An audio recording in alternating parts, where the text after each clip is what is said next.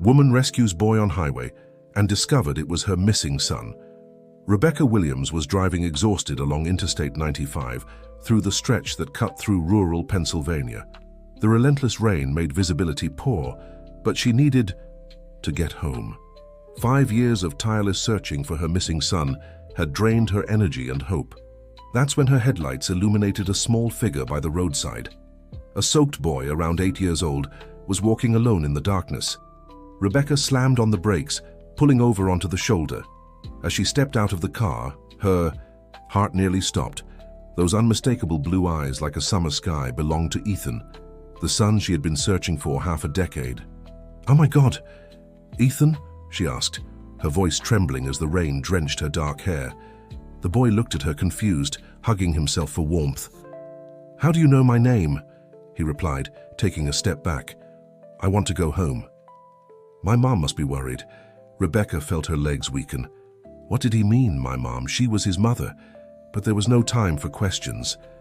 The boy was shivering from the cold, and the storm was only getting worse. "Let's get in the car, it's too cold out here," she said, reaching out her hand. "I can take you home. But first, we need to get somewhere warm." The boy hesitated, but the biting cold and relentless rain convinced him. Inside the car, Rebecca turned the heater up high, offering a towel she always kept in the trunk. "Where do you live, Ethan?" she asked, trying to steady her voice. "In Lancaster, in the yellow house near the soccer field," he answered, rubbing his tired eyes. Rebecca knew the town well. It was about 25 miles away. But how had her son ended up there? And why didn't he recognize her? "How did you end up here on the highway all alone?" she asked gently. The boy looked down as if hiding something. "I was in the car with my mom. Then we had an accident back there. I went to get help." Rebecca's throat tightened. An accident? Was someone else in need of help? She glanced in the rearview mirror but saw only the rain-lashed darkness of the road. Then she noticed something on the boy's wrist, a handmade bracelet of colorful threads, identical to the one she had made for Ethan on his last birthday before he disappeared. "This bracelet," she murmured, feeling tears well up. "Who gave it to you?" The boy clutched his wrist defensively. "I've always had it. It's special. I never take it off." Rebecca took a deep breath, trying to gather her thoughts. She had to be careful not to scare him further. "Here's what we'll do. You're wet and cold. Allentown Memorial Hospital is closest. We'll go there so you can warm up, eat something, and then we'll look for your mom, okay?"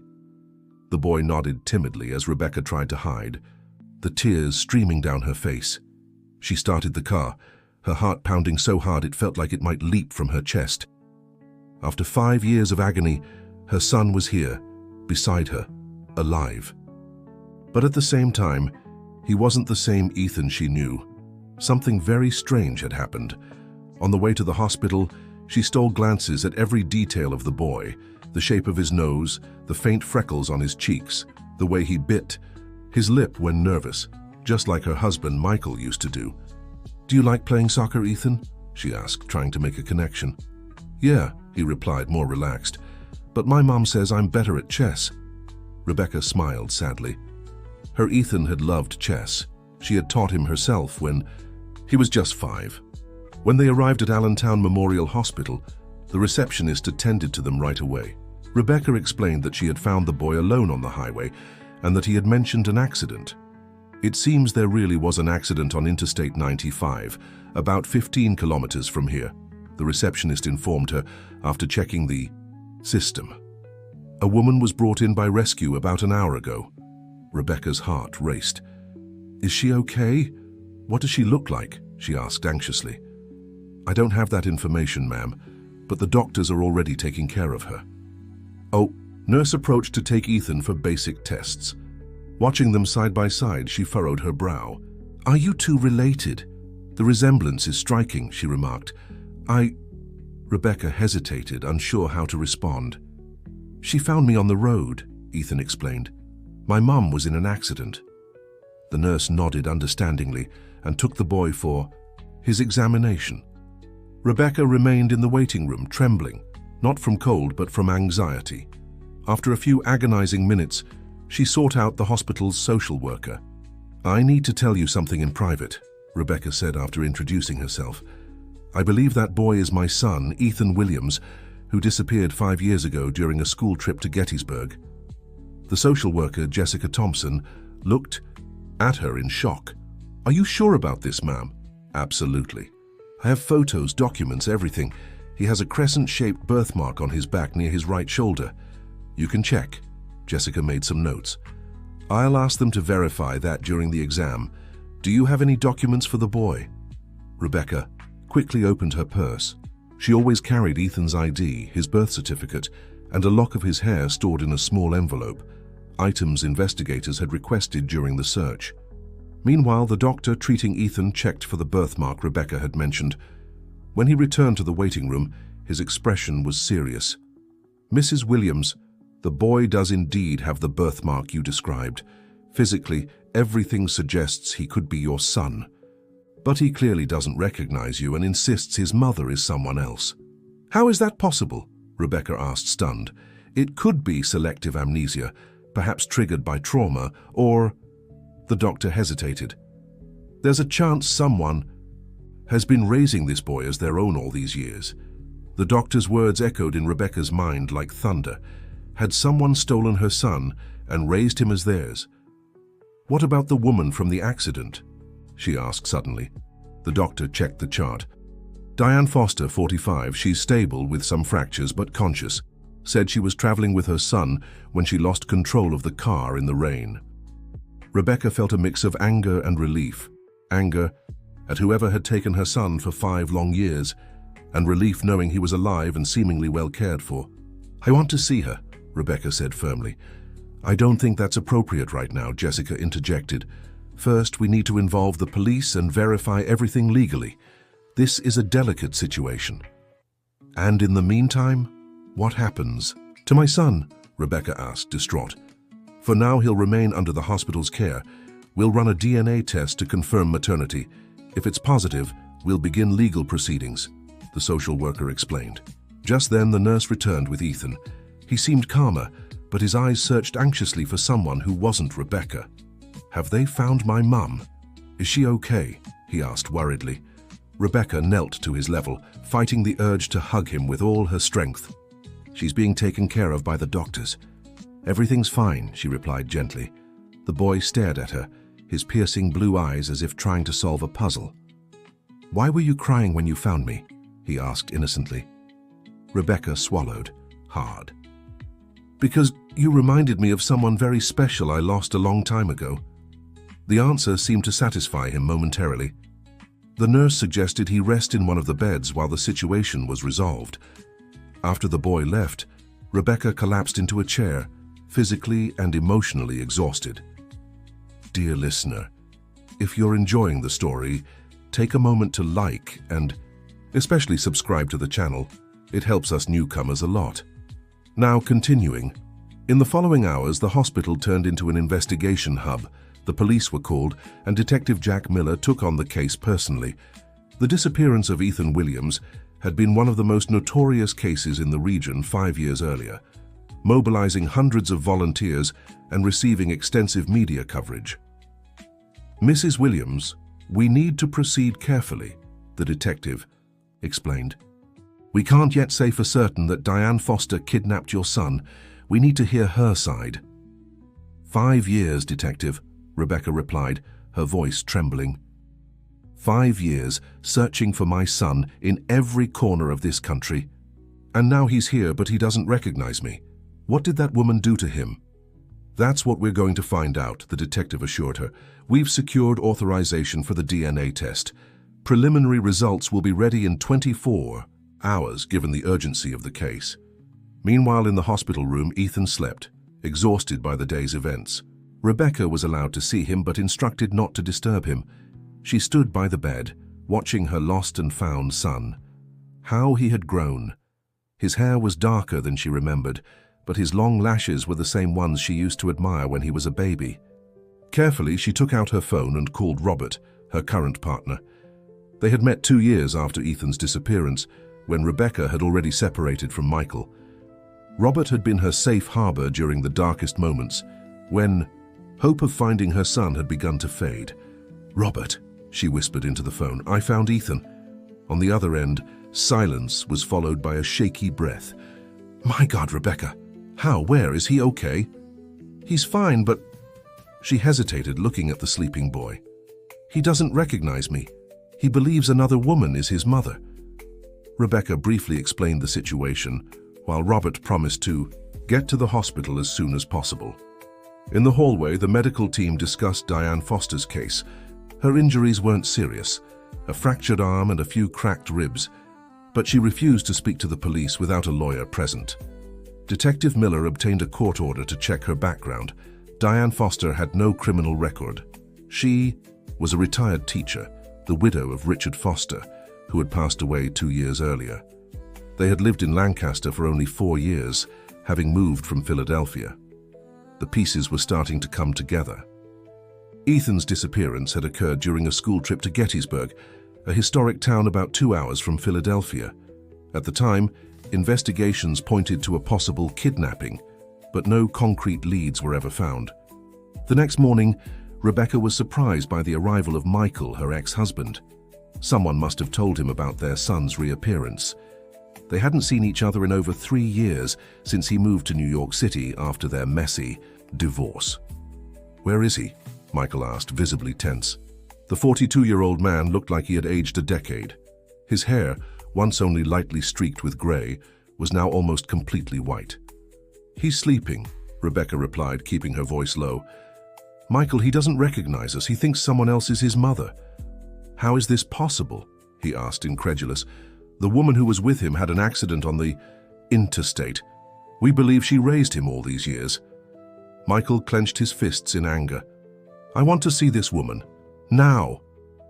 "That's not a good idea," Robert interjected, having just arrived. "The police are handling it." Michael shot Robert a disdainful look. "And who are you to tell me what I should or shouldn't do?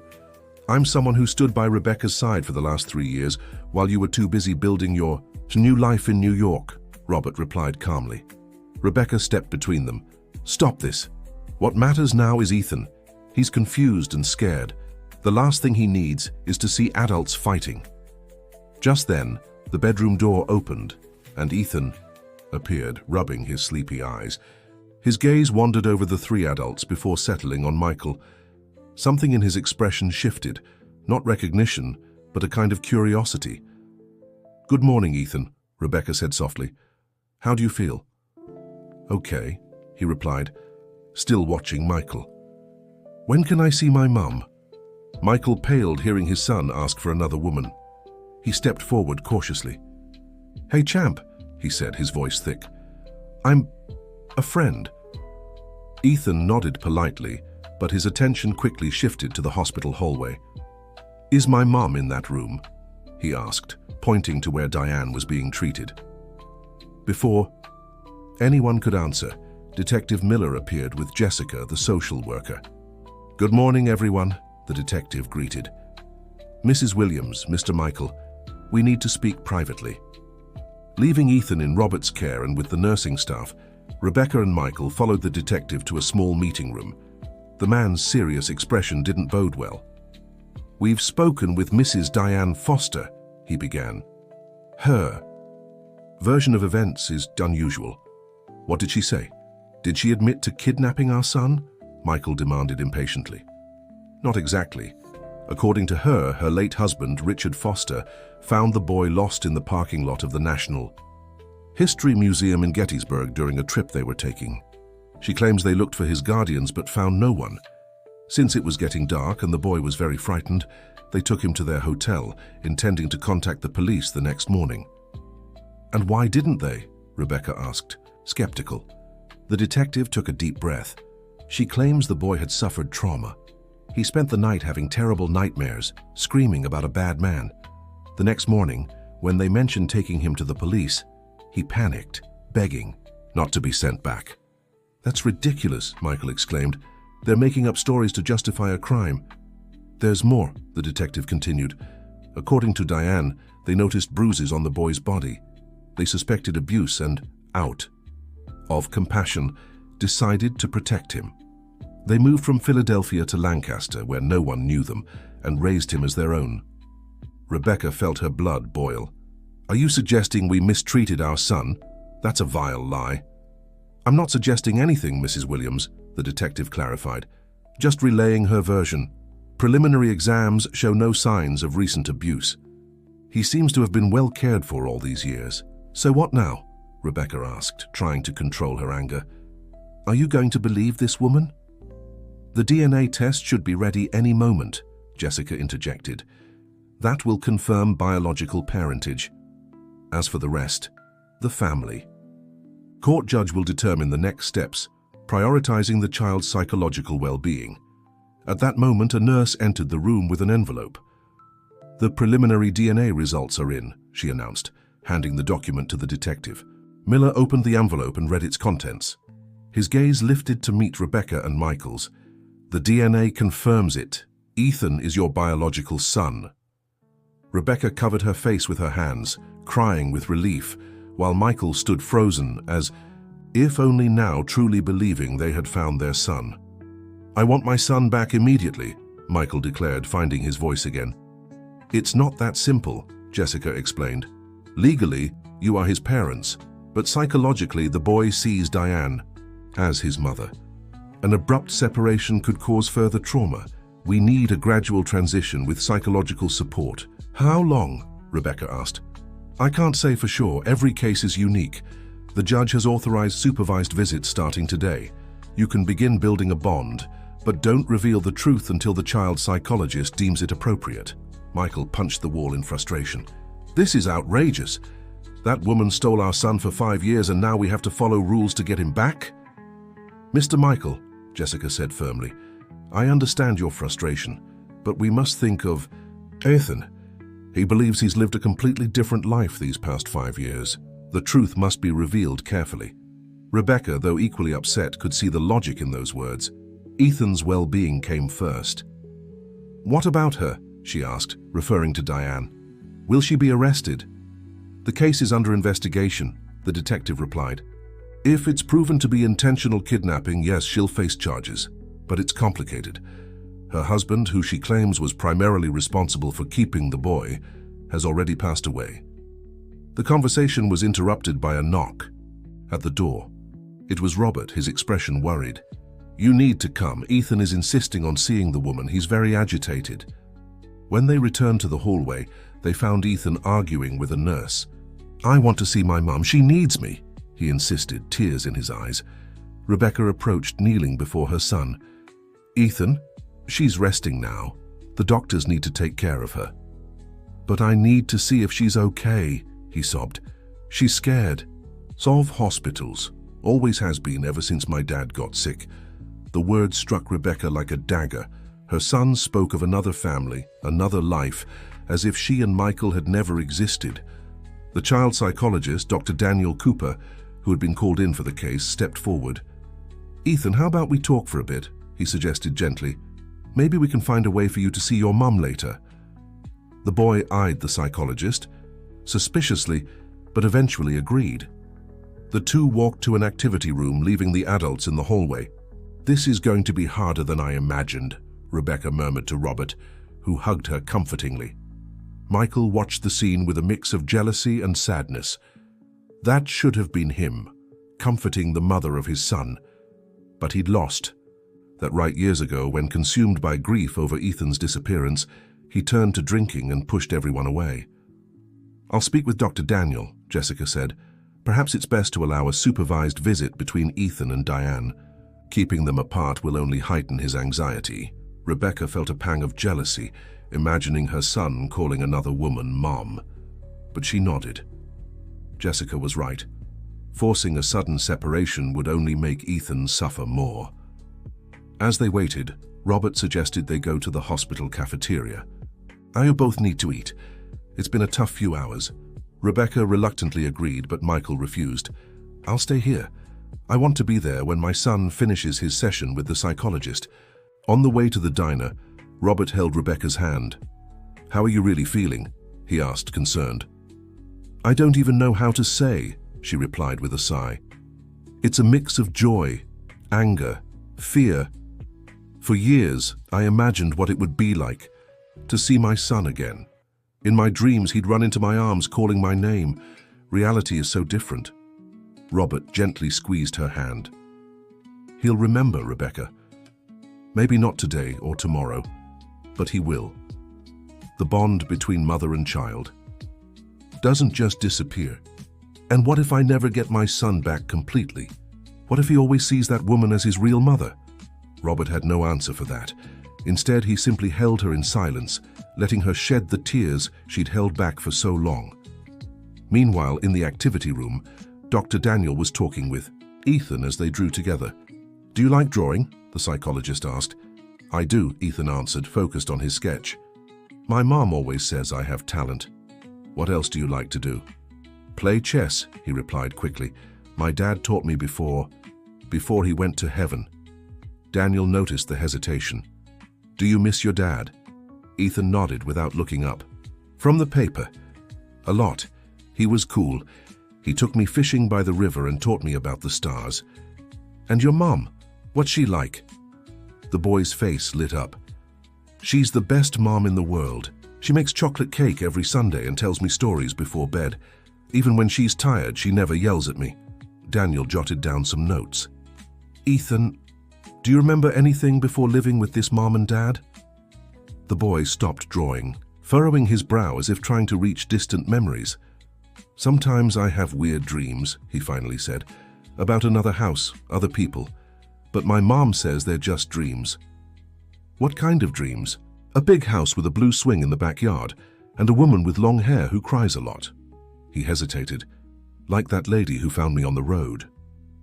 Daniel realized these were fragments of real memories, perhaps suppressed by a psychological defense mechanism. "What did you think of her, the lady who found you on the road?" Ethan shrugged. "She seems sad, and she looks at me in a weird way, like she knows me. Does that bother you?"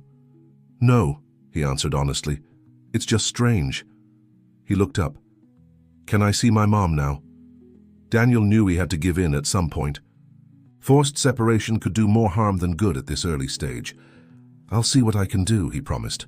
After the session, Daniel met with Rebecca, Michael, the detective, and Jessica. "Ethan has fragmented memories of his past life," he explained. "They come through as dreams. The good news is, it means his memory wasn't completely erased, just suppressed." "So he could remember us?" Rebecca asked hopefully. "It's possible, but the process has to be gradual. Forcing memories could create resistance or even trauma." "What about contact with the woman who raised him?" Michael questioned. "Right now, keeping them apart would do more harm than good. I suggest a supervised visit. I'll observe their interaction, which will also give us more insight into the kind of relationship they've built." Michael shook his head, frustrated. "So we're just letting this kidnapper keep manipulating our son?" "Mr. Michael," Daniel replied patiently, "I understand your anger, but we have to act in the child's best interest. Ethan has formed emotional bonds with this woman. Severing them abruptly would be traumatic." Rebecca, though reluctant, agreed with the psychologist. "What should we do then?" "Start building a relationship with him, without revealing who you really are. Let him get comfortable with you first. Meanwhile, we'll investigate more deeply what really happened 5 years ago." The supervised visit was scheduled for that afternoon. Ethan would be taken to Diane's room with Dr. Daniel and Jessica present. Rebecca and Michael could observe through the glass, invisible to the room's occupants. When the time came, Rebecca's heart was racing. Watching her son meet the woman who had raised him for the past 5 years would be one of the hardest things she'd ever faced. Ethan rushed into the room as soon as the door opened. "Mom!" he exclaimed, hugging Diane carefully to avoid hurting her. "Are you okay?" Diane, a middle-aged woman with graying hair and a gentle expression, had a cast on her arm and bandages on her face. Her eyes filled with tears when she saw the boy. "My little one, I was so worried. Were you hurt?" No, I'm fine. Mrs. Rebecca took care of me." Diane tensed upon hearing the name. "Rebecca?" "The woman who found me on the highway," Ethan explained. "She was nice to me." On the other side of the glass, Rebecca watched the scene with a broken heart. The woman truly seemed to love her son, and Ethan clearly saw her as his mother. "Can you see the bond between them?" commented the detective who had joined them. "It'll be hard to prove she had bad intentions." "She stole 5 years of my son's life," Michael muttered bitterly. "Right now, Ethan's well-being is what matters most," Jessica reminded them. "We're dealing with a delicate situation where everyone has suffered significant losses." Inside the room, Diane held Ethan's hand as Dr. Daniel observed. "They said you'll need to stay in the hospital for a few days, Mom," Ethan said. "Yes, sweetheart, but I'll be better soon." "And me, where will I stay?" Diane exchanged a worried glance with the psychologist. "Dr. Daniel is handling that," she replied, avoiding the full truth. "What's important is that you're safe." "Can I stay with Mrs. Rebecca? She told me she lives here in Allentown." The key question surprised everyone. On the other side of the glass, Rebecca held her breath. If that's what's best for you, my love," Diane answered, visibly emotional. She knew the truth would come out eventually. "Did you like her?" "She's nice. A little sad, but nice." Dr. Daniel gently intervened. "Ethan, can I ask you something? Why do you think Mrs. Rebecca is sad?" The boy thought for a moment. "I can't explain it. It's like she lost something really important. She looks at me the same way you looked at Dad's pictures after he went to heaven," he replied, turning to Diane. The boy's insightful observation moved everyone. Somehow, even without knowing the truth, Ethan sensed Rebecca's pain. The visit continued for a few more minutes, until Dr. Daniel signaled it was time to end. Ethan hugged Diane tightly, promising to return the next day. As he left the room, the boy was surprised to see Rebecca, Michael, and Robert waiting in the hallway. "Did you come to get me?" he asked Rebecca with a small smile. "Yes," she answered, holding back tears. "I thought maybe you'd like to stay at our house while Diane recovers." "Cool," Ethan said, seeming genuinely excited. "Do you have games?" Michael stepped forward. "We have chess. I heard you like it." Ethan's eyes lit up. "You play too?" "I'm a bit rusty, but I can try," Michael replied, smiling for the first time in years. Dear listener, if you're enjoying the story, feel free to leave a like and especially subscribe to the channel. It helps us a lot as we're just starting out. Now, continuing. After the necessary legal formalities, Rebecca received temporary permission to take Ethan to her home. The judge had ruled that while Diane was hospitalized and the investigation continued, the boy would remain under the temporary custody of his biological parents, with supervised visits to the woman who had raised him for the past 5 years. The drive to Rebecca's house was filled with uncomfortable silences, broken only by brief conversations. Ethan stared out the car window at the unfamiliar city, while Rebecca and Robert exchanged worried glances in the rearview mirror. Michael followed in his own car just behind them. "Is your house far?" Ethan asked, breaking the silence. "Not too far," Rebecca replied. "It's in a gated community near Riverside Park. You'll like it there. It has a really nice green area." "My house in Lancaster has lots of green too," the boy commented. "I live near a soccer field. Sometimes I play with the neighborhood kids." Every word about his other life felt like a tiny needle in Rebecca's heart, but she forced herself to stay composed. "Do you go to school there?" "Yeah, I'm in 3rd grade. My teacher is Mrs. Marcia. She says I'm good at math." Robert gently interjected, "I was good at math when I was your age too. Maybe we can solve some problems together." Ethan studied Robert curiously. "Are you her husband?" he asked, pointing at Rebecca. The question caught them both off guard. "No, we're..." Robert hesitated, glancing at Rebecca. "We're dating," she finished with a small smile. "Oh," Ethan nodded. "What about that other man, the one who said he plays chess?" Rebecca took a deep breath. "He's a very special friend. We've known each other for a long time." When they arrived at Rebecca's gated community, Ethan looked impressed at the modern 6-story building. "Wow, you live here, it's like in the movies." Rebecca smiled, touched by her son's reaction. Her apartment was on the 4th floor with a view of the park. Spacious, with 3 bedrooms, it was very different from the simple house in Lancaster that Ethan had described.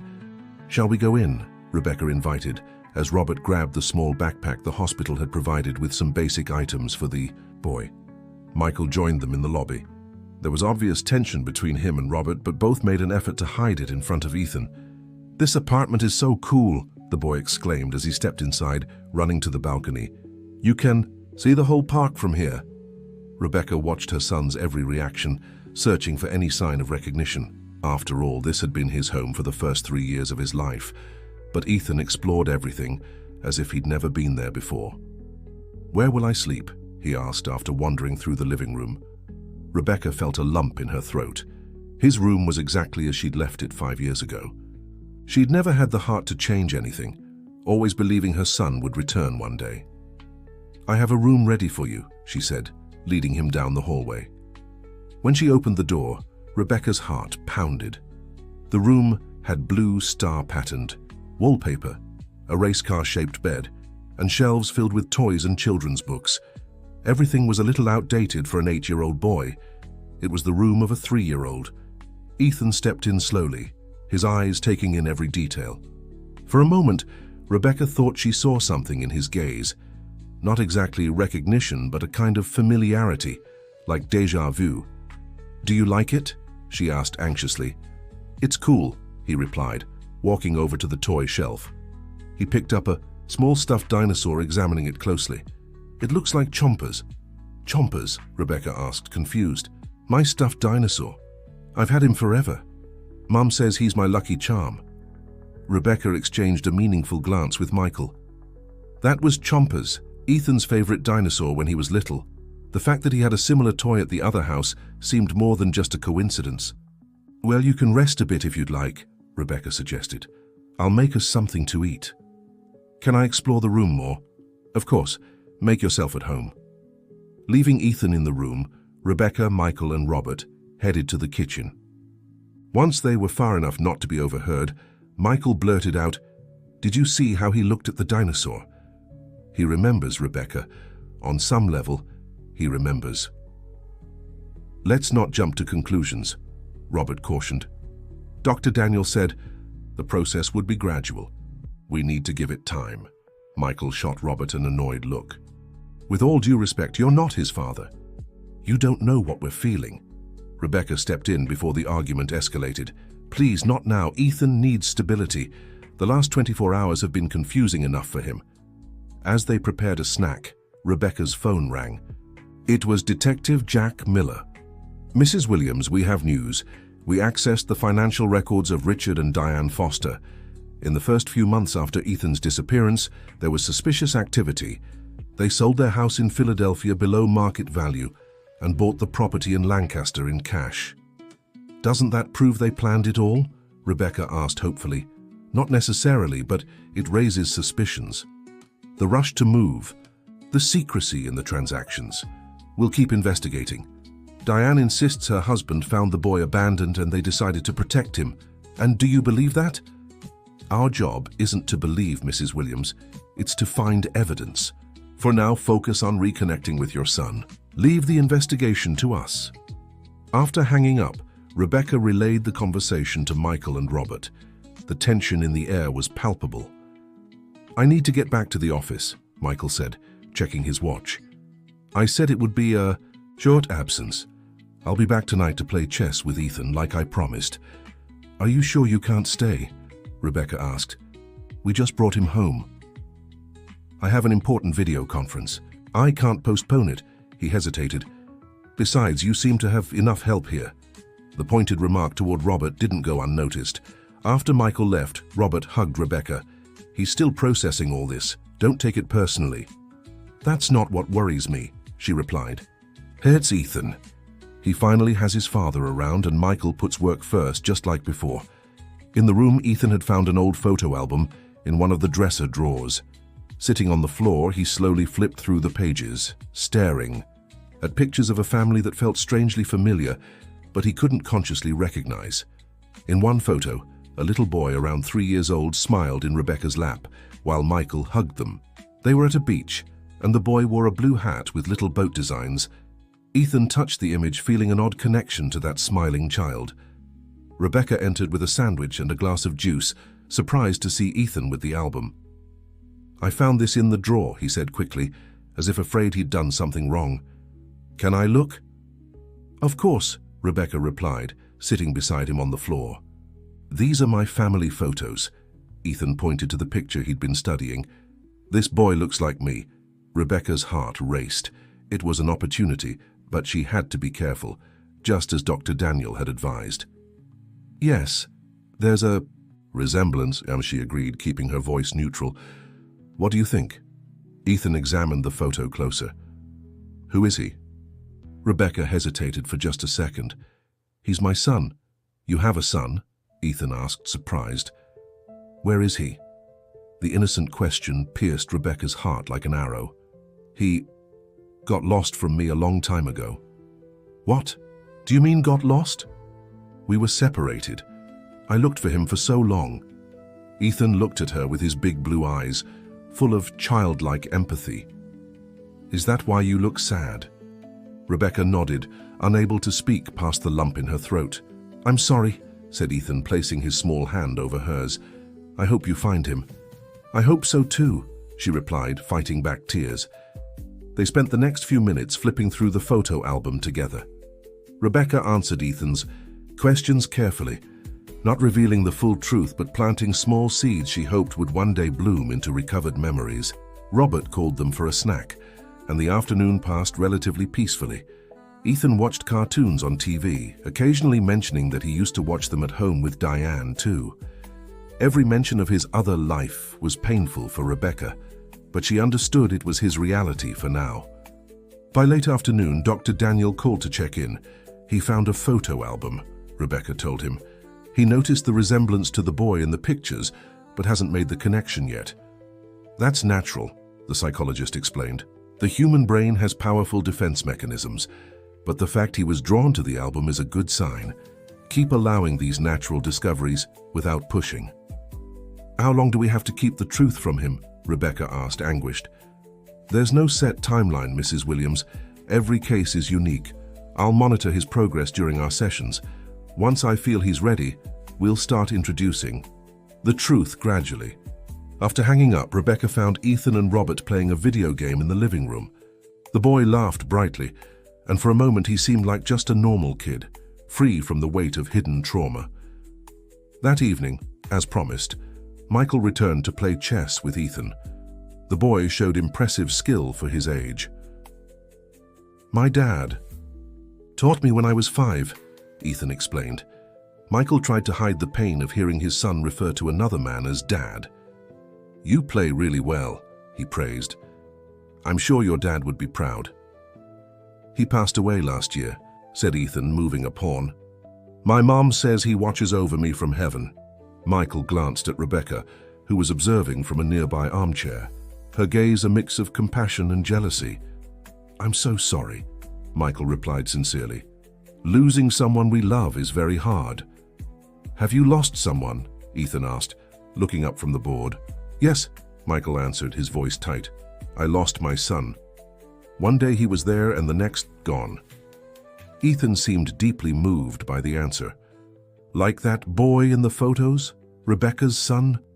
Michael nodded, surprised by the boy's insight. "Yes, just like him." A heavy silence fell over the room, broken only by the sound of a pawn sliding across the board. "Checkmate," Ethan said after a few moves. Michael stared at the board, stunned. He'd been so distracted by his emotions that he hadn't noticed the trap his son had set. "Impressive," he admitted with a smile. "You're really talented." After the game, it was time for Ethan to go to bed. Rebecca led him to the room where she'd left new pajamas on the bed. "Can I call my mom before bed?" Ethan asked, "just to say goodnight." Rebecca's chest tightened, but she agreed. She called the hospital and asked for Diane. The conversation was brief and touching. Ethan excitedly told her about the chess game and the cool apartment he was in. He promised to visit Diane the next day and wished her good night. When she hung up, Rebecca noticed tears in Ethan's eyes. "Are you okay?" she asked, sitting on the edge of the bed. "I miss her," the boy confessed, "and our home." Rebecca took a deep breath, trying to control her own emotions. It's natural to miss the people we love when we're far from them. "Do you still miss your son?" Ethan asked unexpectedly. The question caught Rebecca off guard. "Every day," she answered honestly. There isn't a single day I don't think about him. And how do you do it? How do you keep going? I never gave up on finding him. Hope kept me moving forward. Ethan looked down at his hands for a moment. Sometimes I have strange dreams, he admitted quietly. I dream about a house that isn't mine, about people I don't know but who seem to know me. Rebecca held her breath, desperate to ask more, but remembering Dr. Daniel's advice not to push. Dreams can be confusing sometimes, she said simply. That house in my dreams? Ethan continued hesitantly. It looks a little like this one. Rebecca's heart raced. Really? Yeah. And there's a woman who looks like you. She's always calling for someone, but I can never hear the name. Rebecca fought the urge to hug him and tell him the whole truth right then. Instead, she just gently stroked his hair.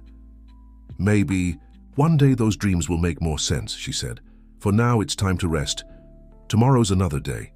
She helped him settle into bed, pulling the blanket up to his chin, just like she had years ago. As she was about to leave the room, Ethan called out, "Rebecca? Yes? Thank you for finding me on the highway."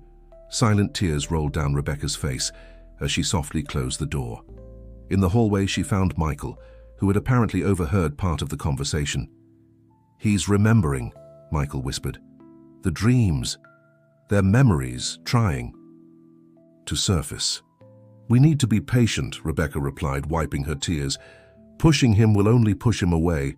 Michael nodded, for the first time truly agreeing with the cautious approach. "I should go," he said. "I'll be back early tomorrow. I thought I'd take Ethan to the park if that's all right with you. I think he'd like that." After Michael left, Rebecca found Robert in the kitchen making tea. "How did it go?" he asked, handing her a steaming cup. "He's having dreams, Robert. He dreams about this house, about me calling for someone." Robert smiled gently. "See? The bond was never completely broken." That night, Rebecca barely slept. Her thoughts swung between the joy of having Ethan under the same roof again and the fear that he might never fully remember her as his mother. "Doctor." Daniel's words echoed in her mind. The brain has powerful defense mechanisms. What had happened in the last 5 years that made Ethan need to protect himself by forgetting his old life? In the room that had once been his, Ethan wasn't sleeping well either. He tossed and turned, haunted by fragmented dreams that felt more real than ever. In one, he was at a park, holding the hand of a woman with a blurred face.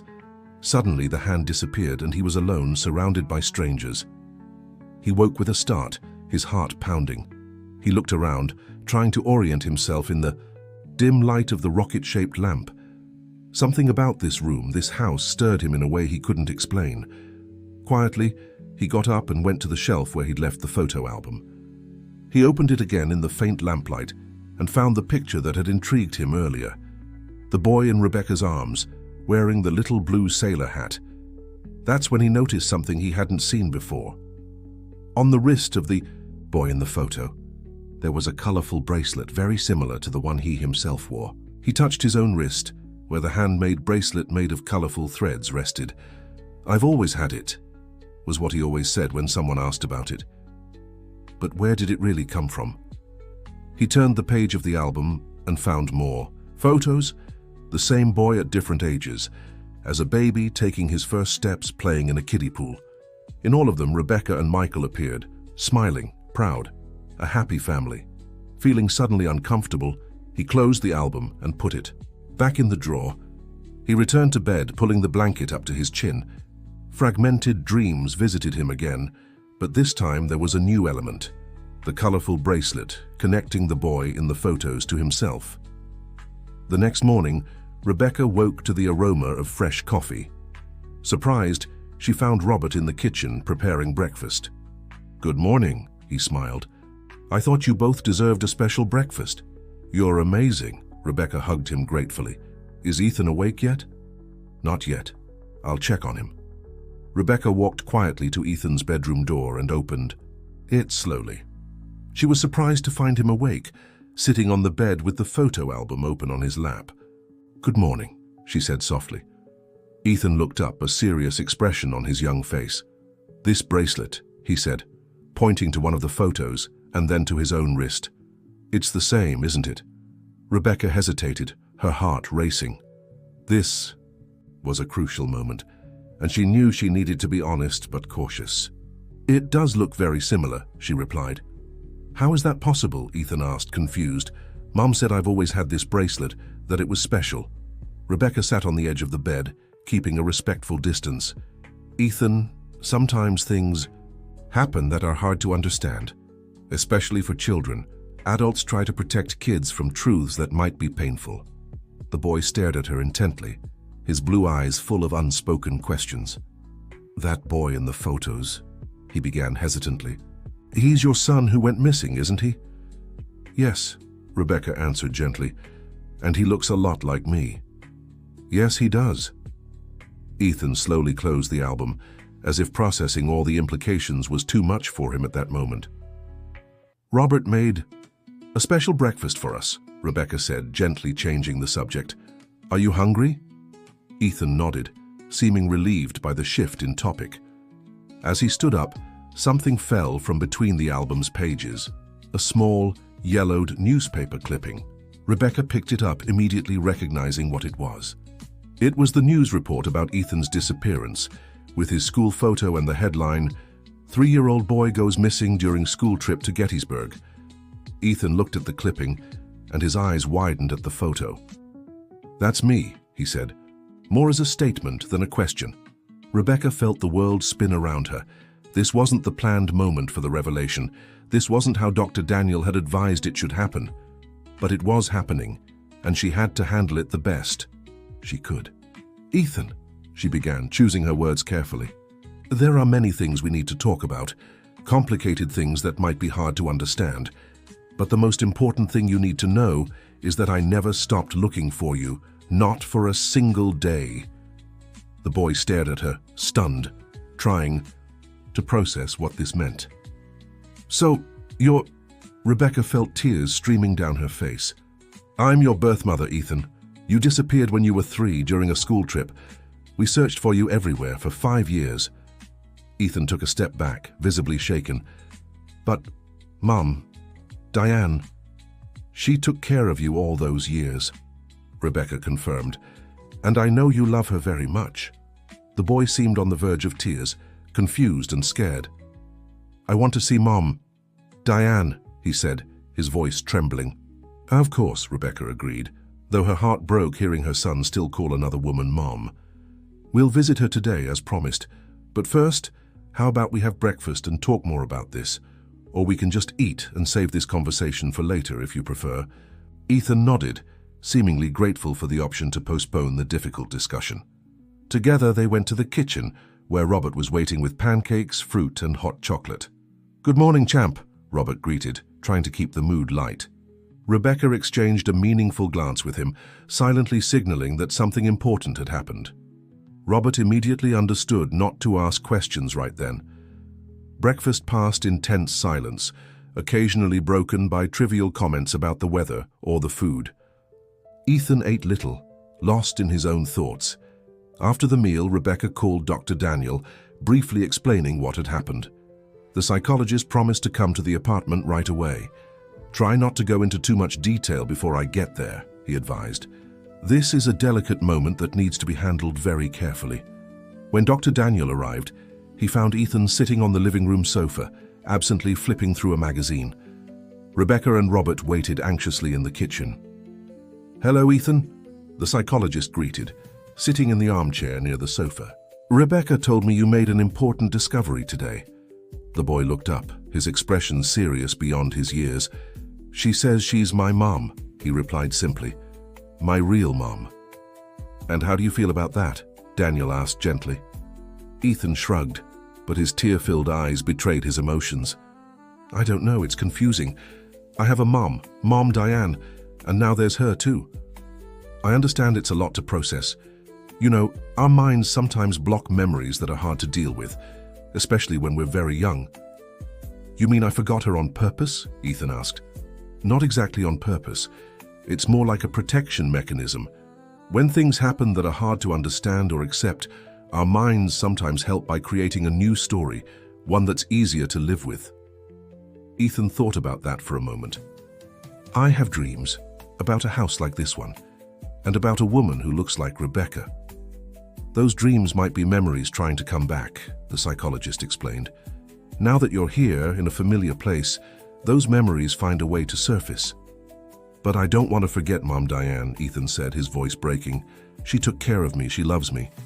And no one's asking you to forget, Daniel assured him. Love isn't something that runs out when we love more people. It multiplies. At that moment, Rebecca entered the room, followed by Robert. Her eyes were red from crying, but she kept her composure calm. Ethan, Dr. Daniel said, do you have any questions you'd like to ask Rebecca? The boy thought for a moment, then nodded. Why didn't you find me sooner? He asked, his voice small and vulnerable. Rebecca felt as if a knife had been driven into her heart. We looked for you everywhere, my love. The police, volunteers, even private detectives, your father, Michael. And I never stopped searching. But we didn't know where you were. Mom Diane and Dad Richard moved cities after you went to live with them. Did they steal me? Ethan asked bluntly. Rebecca and Dr. Daniel exchanged worried glances. It's complicated, the psychologist replied. Adults sometimes make wrong choices even when they believe they're doing the right thing. Mom Diane always treated me well, insisted Ethan, as if defending the woman who raised him. She loves me. I know, replied Rebecca, swallowing the jealousy she felt. And I can see she truly took good care of you. So, despite everything, I'm grateful to her. Ethan seemed surprised by that answer. You're not mad at her? Part of me is angry about losing 5 years of your life, Rebecca admitted honestly. But another part understands that she loves you too. What matters most now is you, Ethan, your well-being, your feelings. I want to see her, the boy said. You promised I could visit her today. And we'll keep that promise, Rebecca assured him. We'll go to the hospital after lunch. The doorbell rang, interrupting their conversation. It was Michael, arriving earlier than expected. Rebecca greeted him in the entryway, quickly explaining the situation. He found out? Michael asked, stunned. How? He came across a newspaper clipping in the photo album. It was there all along, I'd forgotten. And now? What do we do? Dr. Daniel is talking to him. We need to tread carefully, Michael. He's confused, scared. Michael nodded, understanding the delicacy of the situation. Together they returned to the living room, where Ethan was now speaking more openly with the psychologist. Hello, Ethan, Michael greeted, trying to keep his voice steady. The boy looked at him with new eyes, as if truly seeing him for the first time. You're my dad? My other dad? Yes, Michael answered, tears welling in his eyes. I'm your biological father. Ethan stared at the three adults, Rebecca, Michael and Robert, as if trying to solve an incredibly complex puzzle. Do I have two families? He finally asked. It seems so, Dr. Daniel replied gently. And it might feel confusing now, but with time, I'm sure we'll find a way to make it work for everyone, especially for you. Dear listener, if you're enjoying the story, don't forget to like and subscribe to the channel. It helps us a lot as we're just starting out. Now, continuing. The following weeks were a period of adjustment for everyone. After the initial revelation, Ethan began daily sessions with Dr. Daniel, gradually processing the truth about his past. Diane was discharged from the hospital, but due to the ongoing investigation, she couldn't leave town or regain custody of Ethan until the legal case was resolved. Rebecca, showing a compassion that even surprised herself, suggested Diane rent a small apartment nearby so Ethan could visit her regularly. Detective Jack Miller agreed to the arrangement, as long as the visits were supervised at first. Why are you doing this? Michael asked, bewildered by Rebecca's decision. She stole our son for 5 years. I'm doing this for Ethan, not for her, Rebecca explained patiently. He loves her, Michael. Forcing a sudden separation would only cause more trauma. During Ethan's first meeting with Diane after the truth came out, Dr. Daniel was present. It was an emotional and painful moment, Diane cried upon seeing the boy, hugging him as if afraid she might lose him forever. Forgive me, my love, she sobbed. I never meant to hurt anyone. Why didn't you tell the truth? Ethan asked, his eyes filled with confusion. "Why did you say you were my mom?" Diane wiped her tears, searching for words to explain something so complex to a child.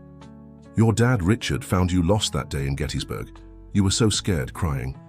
We tried looking for your parents, but..." She hesitated. "Richard was afraid he might get in trouble with the police for taking you with us instead of seeking help right away, so we decided to wait until the next day." "And what happened?" "That night, you had terrible nightmares."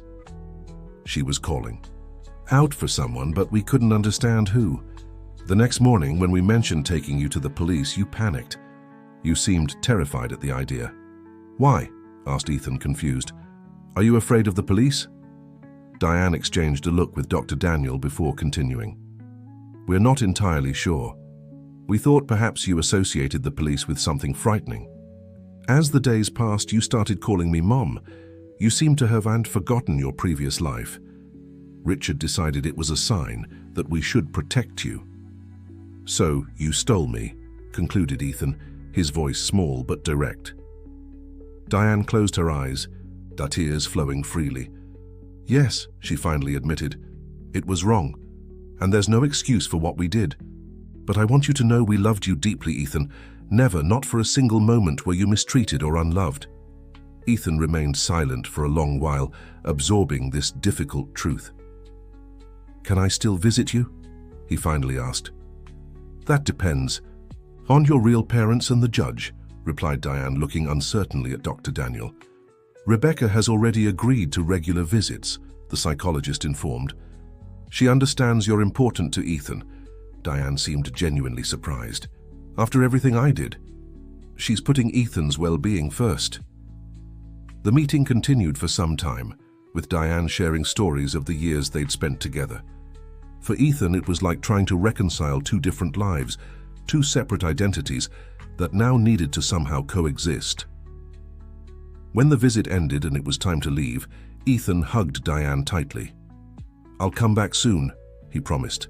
"I'll be waiting," she replied, trying to smile through her tears. On the way back to Rebecca's apartment, Ethan stayed quiet, lost in thought. Dr. Daniel, who accompanied them, explained it was normal for him to need time to process everything. "How are the memories coming?" asked the psychologist. "Any new dreams?" Ethan nodded. "I dreamed about the park in Gettysburg. I was eating a grape popsicle, and a woman in uniform was holding my hand." Rebecca felt her heart race. That was exactly what had happened the day he disappeared. Ethan had been with his teaching assistant Sarah when he vanished. "That's a real memory, Ethan," Dr. Daniel explained. "Your mind is starting to reconnect the fragments." In the following days, more memories began to surface. Some came as dreams, others as flashes during everyday activities. One morning at breakfast, Ethan suddenly stopped with his spoon halfway to his mouth.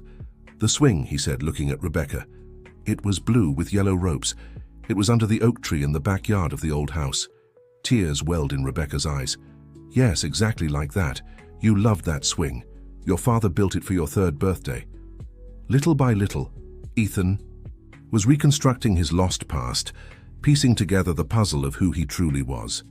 He alternated between calling her Rebecca and occasionally, in more emotional moments, Mom, which always brought tears to her eyes. His relationship with Michael was also evolving.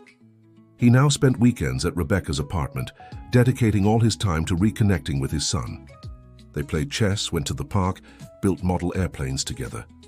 During one of these moments, as they assembled a model plane on the balcony, Ethan asked a question that caught Michael off guard. "Why did you and Mom split up?" Michael paused, what he was doing, choosing his words carefully. "After you disappeared, we were so sad we couldn't help each other anymore. I started drinking too much, working too much, anything to avoid thinking about what had happened. Your mother needed me, and I wasn't there for her."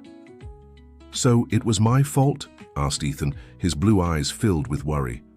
"No, never think that." Michael placed his hands on his son's shoulders. "It was my fault, mine alone. I didn't know how to handle the pain, and I made bad decisions. But are you better now?" Michael smiled sadly. "I'm trying to be better, every day."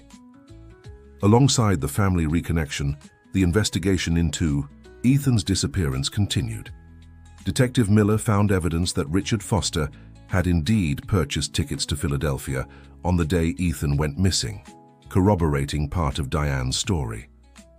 He also discovered that the couple had tried for years to have children without success, and that Richard had filed an adoption request, which was denied due to his advanced age. It seems like an impulsive decision that turned into something permanent, the detective explained to Rebecca. The more time passed, the harder it became to admit the mistake and return the boy. That doesn't justify what they did, Rebecca replied, still outraged. Certainly not, but it helps understand the motivation. It doesn't seem like a planned kidnapping, but a situation that spiraled out of control. These findings influenced the legal proceedings. Diane was charged with child abduction, but given the mitigating circumstances and the fact that Ethan had been well cared for, her lawyer negotiated a plea deal with the district attorney's office that could result in alternative sentencing. During one of his sessions with Dr. Daniel, Ethan finally managed to voice something that had been troubling him from the start. "Why can't I remember how I got lost that day?" he asked. "I remember the park, the teacher, the popsicle, but after that, nothing. It's like a black hole." The psychologist explained that intense trauma sometimes creates gaps in memory. Your brain might be protecting you from a very frightening memory. "But I want to know," Ethan insisted. "Everyone keeps talking about it, but no one tells me what really happened." Rebecca and Michael, who were attending the family session, exchanged worried glances. "We want to know too, son," Michael said gently. "It's been a mystery to us all these years." "The last person who saw you was the teacher's aide, Sarah," Rebecca explained. "She said you were at the National History Museum. You asked to go to the bathroom and she walked you to the door. When you took too long, she asked a security guard to check, but you were already gone." Ethan closed his eyes, as if trying to reach that lost memory. "There was a man," he murmured suddenly. "A man with a camera." Everyone in the room fell silent, surprised by the unexpected recollection. "He said he worked at the museum," Ethan continued, his voice distant, as if reliving the moment. "He said he wanted to take photos of visitors for the museum newsletter. He asked me to pose near a statue." Rebecca and Michael exchanged alarmed looks. There had never been any mention of a photographer in the original investigation. "And then?" Dr. Daniel encouraged softly. "I went with him. He took me to a room with lots of paintings. But after that," Ethan frowned, straining. "After that, I don't remember. I only remember being in the car with Dad Richard, crying." Dr. Daniel took quick notes. "Ethan, you're remembering something very important. Your mind is starting to fill in the gaps." Michael stood up, agitated. "We need to inform the detective immediately. There might be a third person involved in the disappearance." The new information gave the investigation an unexpected turn. Detective Miller requested that Ethan undergo a cognitive interview, a specialized technique to help recover memories, especially in cases involving children. During the interview with Dr. Daniel Cooper, present for psychological support, Ethan managed to recall more details. "The man had a museum badge," he remembered, "but I don't think it was real, because later, when we were in the painting room, he took it off and threw it away." "Can you remember what he looked like?" asked the forensic psychologist conducting the interview. "Tall, with dark hair. He wore glasses and had a mark here." Ethan pointed to his own chin, indicating a scar or birthmark. The description, though vague, was more than authorities had had in 5 years. Detective Jack Miller immediately ordered a review of the museum's security footage from that day, which fortunately was still archived. As the investigation progressed along this new lead, family life continued adjusting. Rebecca had turned one of the rooms in her apartment into a space for Diane Foster to visit Ethan, recognizing that, despite everything, her son's emotional well-being depended on maintaining that bond. During one of these visits, Diane brought Ethan a gift, his old stuffed bear, Teddy, which he'd left behind at their house in Lancaster. "I thought you might miss him," she said, handing over the worn toy. Ethan hugged the bear, then, to everyone's surprise, offered it to Rebecca. "Do you know Teddy, Mom?" he asked, using Mom naturally to refer to Rebecca. which now happened more often. Rebecca looked at the little bear, confused. "No, sweetheart. I think you got him after we were separated." Ethan shook his head. "No, Teddy is old. I've had him forever." Diane also seemed puzzled. "He was already with you when you came to live with us," she confirmed. "You never wanted to sleep without him." Rebecca took the bear, examining it more closely. It was an ordinary brown bear with button eyes and a felt nose. It didn't look like any toy she remembered giving her son. But then, turning it over, she noticed something, a small heart-shaped patch sewn onto the bear's back. "Oh my God," she gasped, covering her mouth. "This isn't Teddy, it's Mr. Hugs." "Mr. Hugs," repeated Ethan, confused. "That's what you called him when you were little," Rebecca explained, tears streaming freely. "I sewed that patch after he tore during one of our beach trips. You were only 2. Ethan took the bear back, staring at the patch as if it were precious evidence connecting his 2 lives. "So I took him with me when I got lost." "You never went anywhere without him," Rebecca affirmed, emotional. Diane watched the scene with mixed emotions. On one hand, she was happy to see Ethan reconnecting with his past. On the other, every recovered memory seemed to pull him a little further from her. "He was a great comfort in those first months," Diane said softly. "He hugged him every night. You're the one who renamed him Teddy." That little stuffed bear became a powerful symbol of Ethan's journey. It was the only object that had witnessed his entire life, the physical link between his 2 worlds. That night, after Diane's visit, Ethan asked to sleep with Mr. Hugs' Teddy. Lying in bed, clutching the bear, he seemed more at peace than at any moment since reuniting with Rebecca. "Mom?" he called as Rebecca was about to leave the room after tucking him in. "Yes, sweetheart?" "I think he always knew, Mr. Hugs. He always knew who I was, even when I forgot." Rebecca smiled through her tears, touched by the childlike wisdom that found meaning even in the most complex situations. "That's true. Some things we never really forget. They stay tucked away here." She gently touched his chest, waiting for the right time to come back. A few days later, Detective Miller showed up at the apartment with important news. The security footage from the museum had been analyzed, and a man matching Ethan's description had been identified. "We got a clear image of him leaving the museum about 10 minutes after the disappearance," the detective explained, showing an enlarged photo on his tablet. "We're comparing it to our database of known criminals." Rebecca and Michael examined the image. It was a man around 40 years old, with dark hair, glasses, and a visible mark on his chin, exactly as Ethan had described. "Who is he? What did he want with our son?" Michael asked, his voice trembling with anger. "We don't know yet, but this new evidence completely changes the investigation," the detective replied. "If we can prove this individual initially attempted to kidnap your son, Mrs. Foster's situation could be re-evaluated. Instead of deliberately taking a child from his parents, she might have actually rescued Ethan from a kidnapper. That doesn't change the fact she never returned our son," Rebecca argued, though some of the hardness had left her voice. "Legally, no," the detective agreed, "but contextually, it makes a difference, especially considering Ethan's current well-being and the bond he's formed with her." The case grew more complex with each new discovery. What had initially seemed like a clear case of child abduction now revealed itself as a tangled web of circumstances and decisions made by different people, all affecting the life of an innocent child. 2 weeks later, an unexpected twist. The man in the image was identified. It was Kevin Brown, a known sexual predator with a police record for crimes against children. He had been arrested 3 years after Ethan's disappearance for attempting to kidnap another child in Philadelphia, and was currently serving time in a prison in rural Pennsylvania.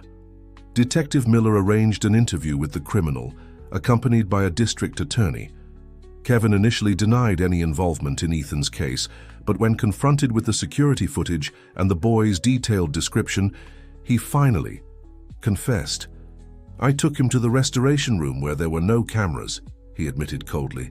"I planned to leave through the back, where I had a car waiting, but the kid started screaming when he realized something was wrong. An old man came out of nowhere, threatened to call the police. I had to leave the boy and run." Kevin's confession corroborated Diane's version. Richard Foster had indeed found Ethan in imminent danger, saving him from a potentially tragic fate. When Rebecca and Michael were told about the confession, they were overwhelmed with emotions. Relief at finally knowing the truth, unexpected gratitude toward Richard for stepping in at that crucial moment, and a new perspective on Diane's actions. "He really did save our son," Rebecca murmured, stunned. "But it still doesn't justify keeping him for 5 years," Michael argued, though with less conviction. The legal case took a new turn. Diane's lawyer presented Kevin's confession as mitigating evidence. While she was still legally responsible for not returning Ethan to his birth parents, the extraordinary circumstances of the case significantly influenced the district attorney's office's decision. Her deal was proposed. Diane would serve community service and undergo psychological counseling, but would not face jail time. More importantly, considering Ethan's psychological well-being, she could maintain supervised contact with him, eventually progressing to regular visits if all went well. After much reflection and conversations with Dr. Cooper, Rebecca, Daniel decided not to oppose the agreement. Michael was more reluctant but eventually agreed, recognizing it was best for his son. "I never thought I'd say this," Rebecca commented to Robert one evening after Ethan had fallen asleep, "but I almost feel grateful for her. If Richard hadn't shown up at that moment—" "You don't have to like her," Robert wisely replied. "You just need to acknowledge that, despite her mistakes, she also loved Ethan and cared for him all these years." Over time, an improvised routine settled in. Ethan lived with Rebecca, with Michael present on weekends. Diane visited him 3 times a week, and gradually, the interactions between the adults became less tense, united by their shared love for the same child. During one of the family sessions with Dr. Daniel, Ethan surprised everyone with an observation. "I'm luckier than my friends," he said, with the straightforward simplicity of children. "They only have one mom, but I have 2 who love me so much." The words deeply moved Rebecca and Diane, who shared a look of mutual understanding for the first time. In that moment, something fundamental shifted between them. They weren't friends, they probably never would be, but they had found common ground in their love for Ethan. Ethan's memories continued returning gradually.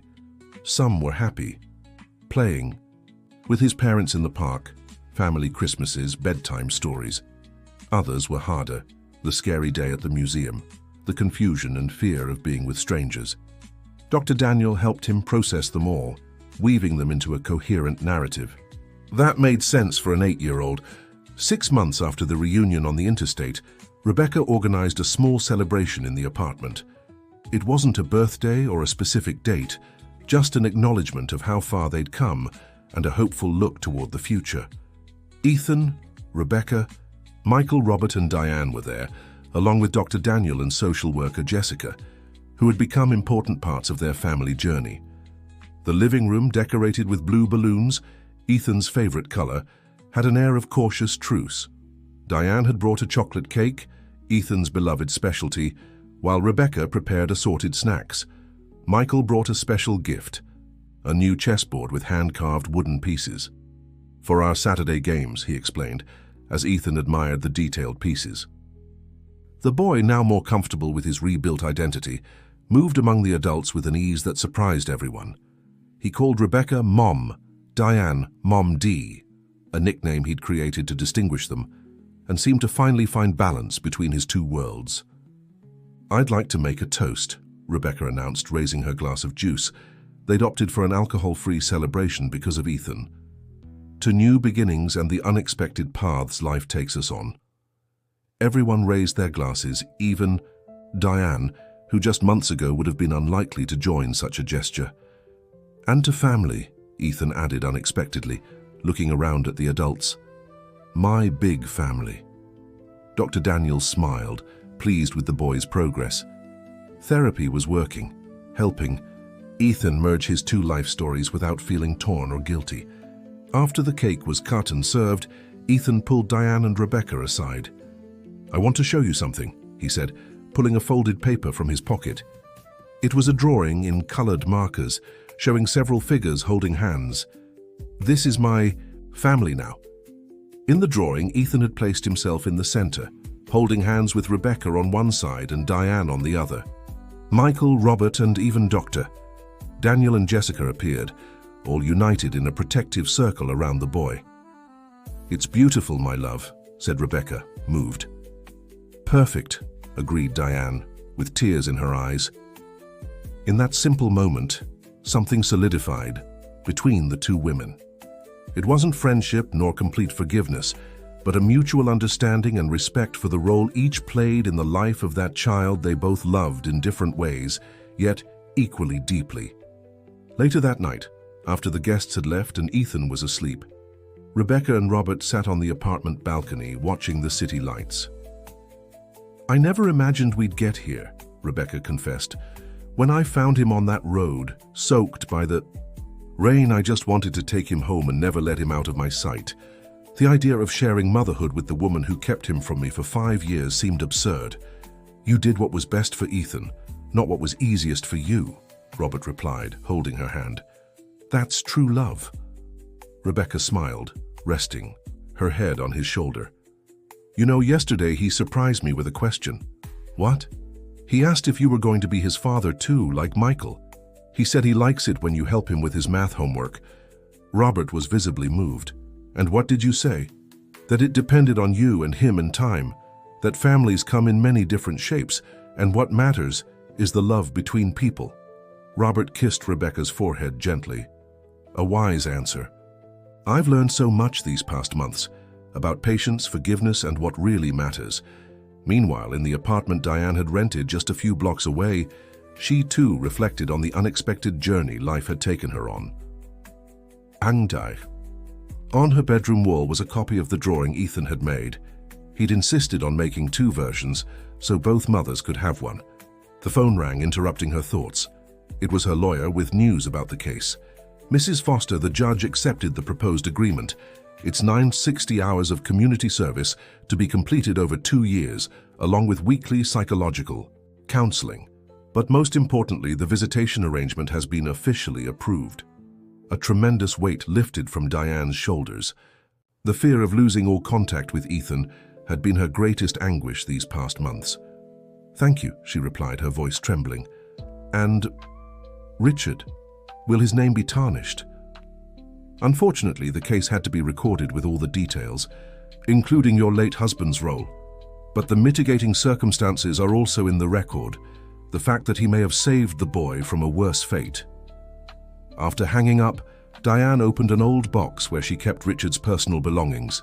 Among the photographs and mementos was a letter he had written weeks before his death, when he knew his cancer was terminal. She had never shown it to anyone, not even the investigators. "My beloved Diane," the letter began, "if you're reading this, I'm already gone. There's something I must confess, something I've carried for years and can't take to the grave."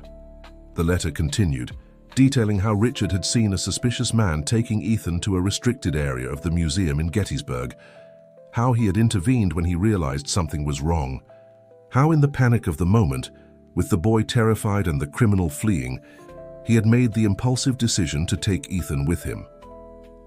"I planned to take him to the police the next day," Richard had written, "but when the boy started calling, 'You Mom,' after just a few days with us, it felt like a sign.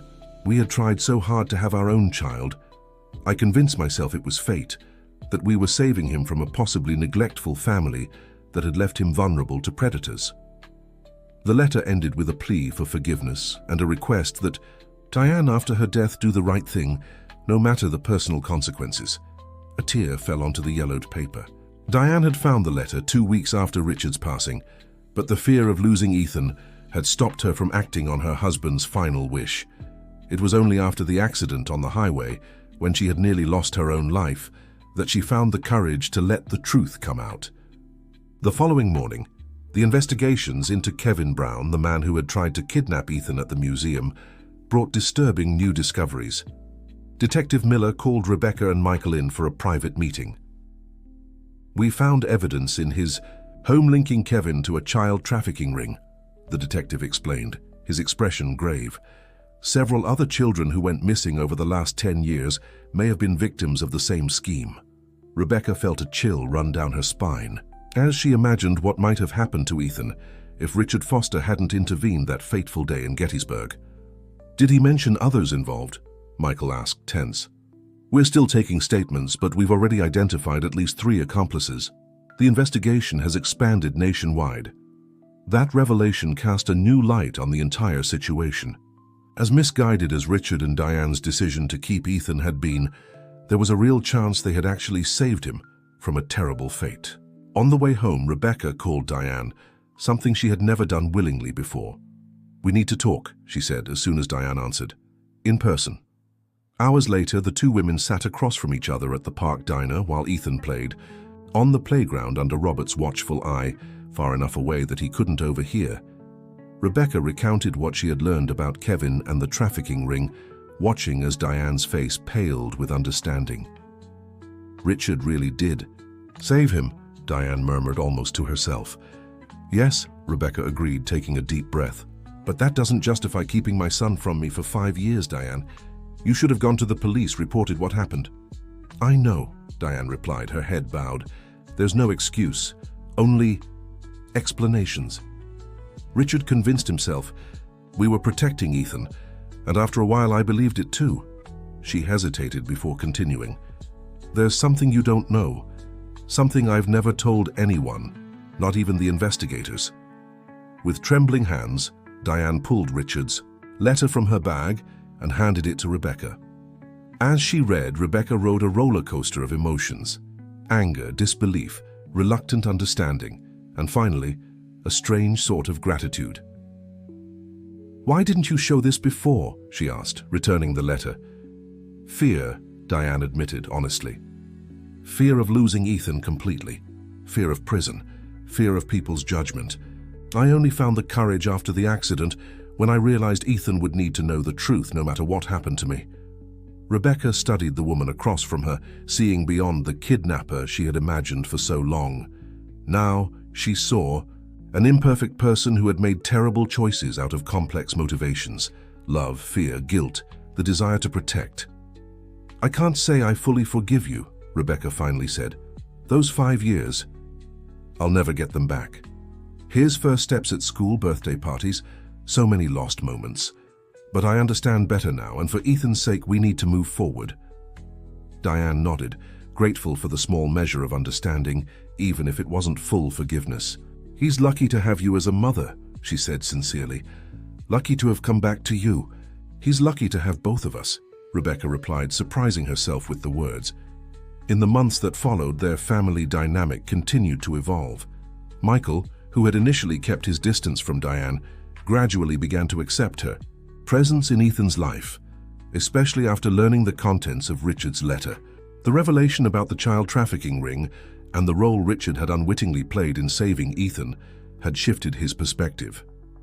Ethan thrived under their shared care. His sessions with Dr. Daniel became less frequent as he processed and integrated his experiences. His grades at school improved, and he made new friends easily. The trauma of the past left its marks, certainly, but it didn't define him. One ordinary afternoon, nearly a year after their reunion on the highway, Ethan and Rebecca walked along the same stretch of Interstate 95, where it had all begun. It was a symbolic walk Ethan had asked to take, a way to confront and reframe that place. "Was it here?" he asked, stopping at a specific spot on the shoulder. "Right about here," Rebecca confirmed, feeling a shiver as she remembered that rainy night that had changed everything. Ethan looked at the road, now dry and sunny, so different from the stormy night in his memory. "Sometimes I think it was fate," he said thoughtfully. "Dad Richard saved me from the bad man. Mom Dee took care of me. And then, when Dad Richard went to heaven, fate made sure you found me here to bring me back." Rebecca smiled at her son's simple yet profound wisdom. "Maybe it was," she agreed, "or maybe it was just love. Dad Richard's love that protected you, Mom Dee's love that cared for you, and my love that never stopped looking for you." Ethan took his mother's hand, squeezing it with confidence. "Now I'm sure of one thing," he said. "What?" "I'll never get lost again. I have too many people to help me find my way home." Rebecca hugged her son, overwhelmed with gratitude for that moment, for the second chance that had once seemed so Unlikely. The road that had once separated them now symbolized the path that had brought them back together. A few months later, another change was on the horizon. Rebecca and Robert had decided to make their relationship official, planning a small intimate ceremony at a countryside property outside the city. To many people's surprise, it was Ethan who suggested inviting Diane. "She's part of the family now," he argued with the straightforward simplicity of a child. On the day of the ceremony, under a pergola decorated with wildflowers, Rebecca and Robert exchanged vows of love and commitment. Michael attended alone, still processing the events of the past few years, but genuinely happy that Rebecca had found someone who supported her and loved Ethan as his own. Diane stayed quietly in the back, wearing a simple, elegant pastel dress. She watched the scene with mixed emotions: happiness for the new family being formed, a pang of sadness that Richard wasn't there to see how everything had unfolded, and gratitude that she was still part of Ethan's life, even if only on the edges. After the ceremony, as guests helped themselves to the buffet, Diane prepared to leave when Ethan caught up to her, holding a small package. "I have a gift for you, Momdi," he said, handing it to her. Diane opened it carefully, finding a professionally framed version of the original Big Family drawing Ethan had made months before. "So, you never forget you'll always be part of my family," he explained. Diane's eyes filled with tears. "Thank you, my dear, I'll never forget this." At that moment, Rebecca approached, radiant in her simple wedding dress. "Is everything all right?" she asked, noticing Diane's emotion.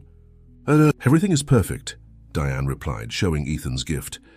"You raised a wonderful boy, Rebecca."